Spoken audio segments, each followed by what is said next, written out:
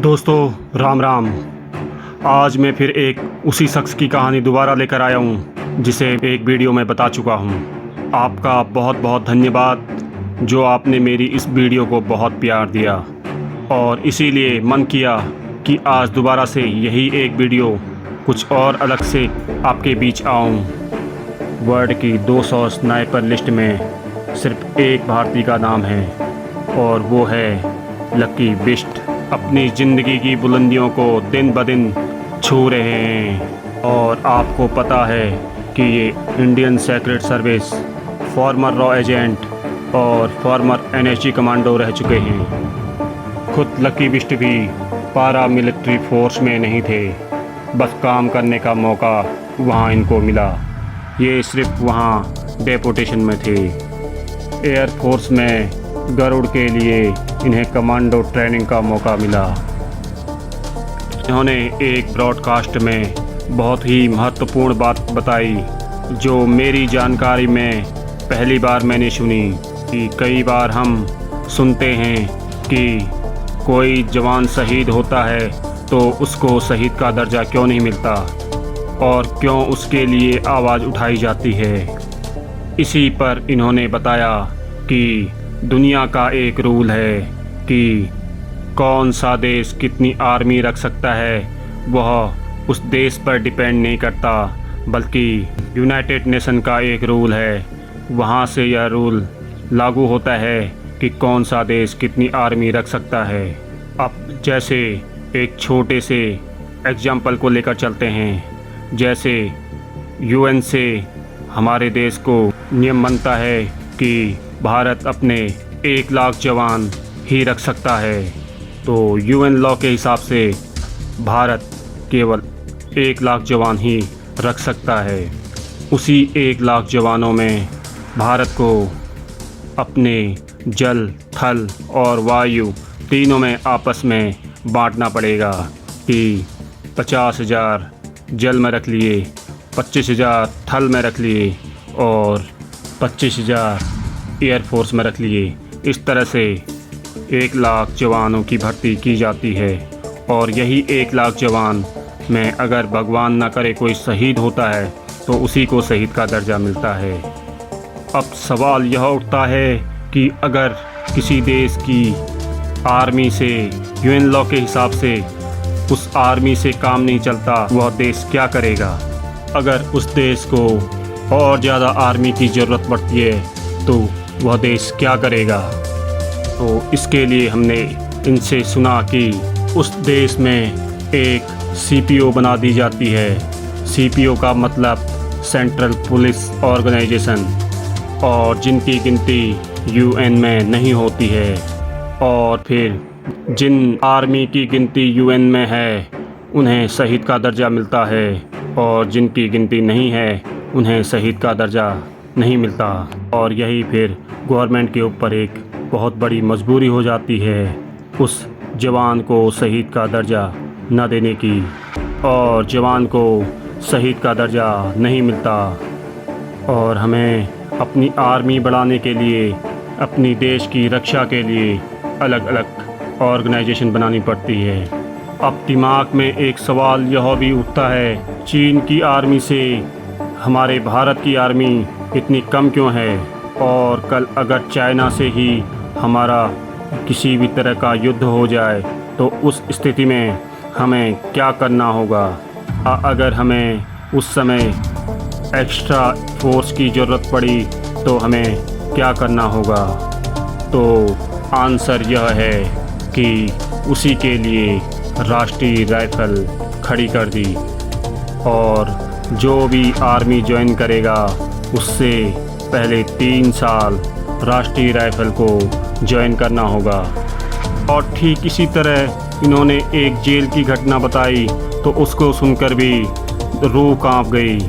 और इन्होंने बताया कि जब ये जेल में थे तो एक दिन की घटना इन्होंने जेल में रहते हुए बताई कि एक नई एसीपी इनके पास आई, और अब चूँकि ये पहले से ही बहुत ज़्यादा मेंटली टॉर्चर थे तो रात के टाइम वो एसीपी इनके पास आई और बोली, सुन और इन्होंने उसकी तरफ देखा। वो फिर से बोली, तेज़ मत बोलना, धीरे से बोलना, और जो मैं बोल रही हूँ उसे ध्यान से सुनना। और मुझे एक बात यह बता कि आज जिस स्थिति में तू यहाँ पे है, क्या तेरे लिए कोई परेशान हो रहा होगा? और लकी विश ने अपने जवाब में दिया, नहीं, मेरे लिए कोई परेशान नहीं हो रहा। और फिर उस एसीपी ने इनका ब्रेन वॉश करने के लिए दोबारा बोला कि मैं आपको मोबाइल दे रही हूँ और आप उससे एक बार बात कर लो जो आपके लिए परेशान हो रहा है। और ये जैसे ही उनकी बातों में आ गए और इन्होंने मोबाइल लिया, फिर इनके दिमाग में एक हरकत हुई और इन्होंने तुरंत मोबाइल को दीवार पर पटका और तोड़ दिया। और जैसे ही इन्होंने ये किया तो 4-5 पुलिस वाले इनके आमने सामने खड़े हो गए और इनके हाथों में हथकड़ी लगाई और इनको उठा कर ले गए। इनको एक बोलेरो में बिठाया और 4-5 बोलेरो इनके आगे पीछे चल रही थी और इनको ले गए एक जंगल की तरफ। अब इनके दिमाग में चल रहा था कि इनको एनकाउंटर के लिए ले जाया जा रहा है और शायद प्लान उसी तरह का बनाया जा रहा था। इनके मुंह से कुछ भी निकलवाया जाए, इसके लिए वो सब वहाँ पर किया गया। और जब पुलिस इनको लेकर किसी घनघोर जंगल में गई और इनको उतारा और इनके दोनों हाथों में हथकड़ी और हाथ पीछे की तरफ और इन्हें घुटने के बल नीचे ज़मीन पर बिठा दिया। बस फिर क्या था, इन्होंने अपना पूरा माइंड बना लिया कि अब ये मेरा किसी भी तरह से एनकाउंटर कर देंगे। अब जैसे ही इनको लगा कि अब कुछ देर में मेरा एनकाउंटर होना है, तो इन्होंने पुलिस वाले को बोला कि मुझे अपना फ़ोन दो और मुझे बात करनी है। इतना बोलना था कि उससे पहले ही दूसरे पुलिस वाले ने एक छोटी सी गलती कर दी और उसी गलती में ये जो करना था वो करने से बच गए। और पुलिस वाले की गलती यह रही कि उसने पिस्टल निकाली और 2 बार कॉक किया। बस पुलिस वाले का रिवॉल्वर को 2 बार कॉक करना और इनका दिमाग ठनक गया और इनको बस समझ आ गया कि पिस्टल में गोली नहीं है, पिस्टल खाली है, यह बस मुझे डराया जा रहा है। और इनका दिमाग इतना फास्ट काम किया कि यह तुरंत समझ गए कि यह मुझे सिर्फ डराया जा रहा है। और इन्होंने तुरंत उस पुलिस वाले को अपने पास बुलाया और बोला कि तुझे जो करना है जल्दी कर। पुलिस वाला भी समझ गया और तुरंत इन्हें गाड़ी में बिठाया और वापस ले आए। और इसी तरह इन्होंने एक इज़राइल में ट्रेनिंग के दौरान 30 किलोमीटर की रनिंग और ऊपर से 25 किलो का वेट, और ट्रेनिंग के दौरान इन्होंने अंदर से सैंडो पहनी हुई थी और इन्हें पता नहीं था कि ट्रेनिंग में अंदर से सैंडो नहीं पहनी जाती। और जब इन्होंने अपना टास्क पूरा किया तो देखा कि इनका पूरा पीछे का मांस अलग हुआ पड़ा है। और एक ख़तरनाक कमांडो कितना ख़तरनाक होता है यह इन्होंने बताया कि अमावस की रात में अगर कोई कमांडो किसी टेररिस्ट को या किसी को सिगरेट पीता हुआ देख ले तो वह वहीं से उसका हेड उड़ा सकता है। एक रूह कपा देने वाली बात भी इन्होंने अपने ब्रॉडकास्ट में बताई और वो यह कि इन्होंने खुद बताया कि इनके लिए सबसे बड़ी पनिशमेंट इनको नहीं सोने देना। और इसी को लेकर इन्होंने एक बात बताई कि एक बार जंगल में जब इनकी एक्सरसाइज ख़त्म हुई तो इन्हें रेस्ट करने के लिए बोला गया और वो भी जहाँ पर थे वहीं पर इन्हें रात बितानी थी। ऊपर से बारिश हो रही थी और ये वहीं सो गए। और जैसे सुबह उठे तो इनका सिर्फ फेस ही बचा हुआ था, बाकी का पूरा शरीर पानी में डूबा हुआ था। मतलब ये इतनी गहरी नींद में थे कि इन्हें पता भी नहीं चला कि सुबह इनकी हालत कैसी है। एक आर्मी वाले की लाइफ कैसी होती है, उसके लिए इन्होंने सीधे सीधे शब्दों में बोला कि मैं आज भी अपने कपड़े खुद धोता हूँ और आज भी मैं अपने लिए खुद खाना बनाता हूँ, किसी पर विश्वास नहीं करता और आने जाने के लिए एक ही रूट नहीं फॉलो करता। और जब ये कभी बीमार भी पड़ते हैं तो कोशिश यह रहती है इनकी कि ये खुद अपने आप को ठीक कर सकें। इनका कहने का मतलब यह था कि एक स्पाई या एक एजेंट की ज़िंदगी में कभी भी किसी पर ट्रस्ट नहीं करना लिखा होता है।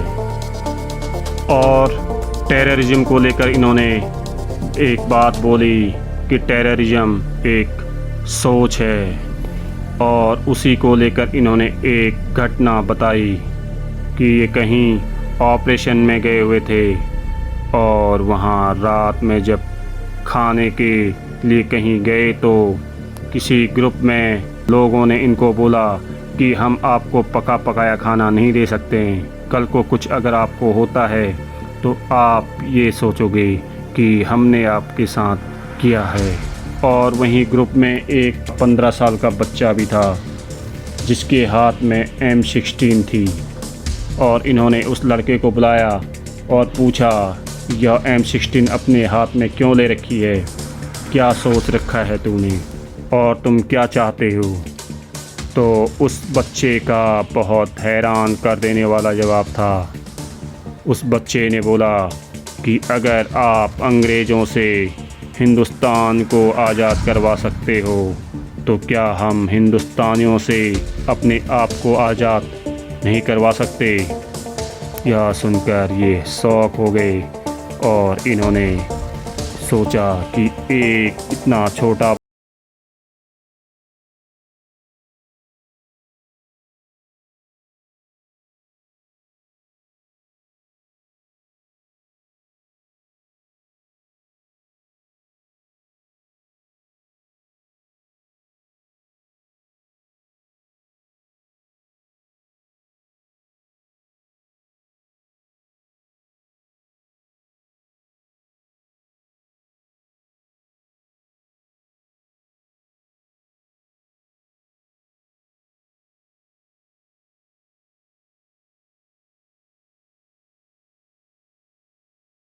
हुआ, उसकी सबसे बड़ी वजह इंटेलिजेंसी कमज़ोर होना ही इन्होंने बताया।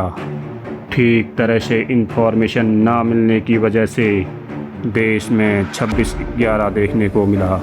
और इन्होंने रॉ की अचीवमेंट पर इन्होंने बताया कि 1989 में एक ऑपरेशन रॉ ने किया था और 2002 या 2003 में यह ऑपरेशन ख़त्म हुआ था, और यह ऑपरेशन हुआ था फिजी में, जहां का कर्नल रबुका जो इंडियन से बहुत नफ़रत करता था, और उसने एक ही रात में अपने देश में तख्ता पलट कर दिया, जैसा हमें कुछ दिन पहले बांग्लादेश में देखने को मिला। बस जैसे ही उसने तख्ता पलट किया उसके कुछ दिन में ही हज़ारों इंडियन पे उसने गोली चलवा दी। और फिर क्या था, रॉ को बीच में घुसना पड़ा और रॉ ने एक ही रात में वहाँ की गवर्नमेंट चेंज करा दी और एक इंडियन प्राइम मिनिस्टर बनवा दिया। दोस्तों, यहीं पर मैं अपनी वीडियो को समाप्त करता हूँ, और अगर आपको यह वीडियो पसंद आए तो इसे लाइक कीजिए और चैनल को सब्सक्राइब कीजिए। धन्यवाद। जय हिंद। वंदे मातरम। भारत माता की जय।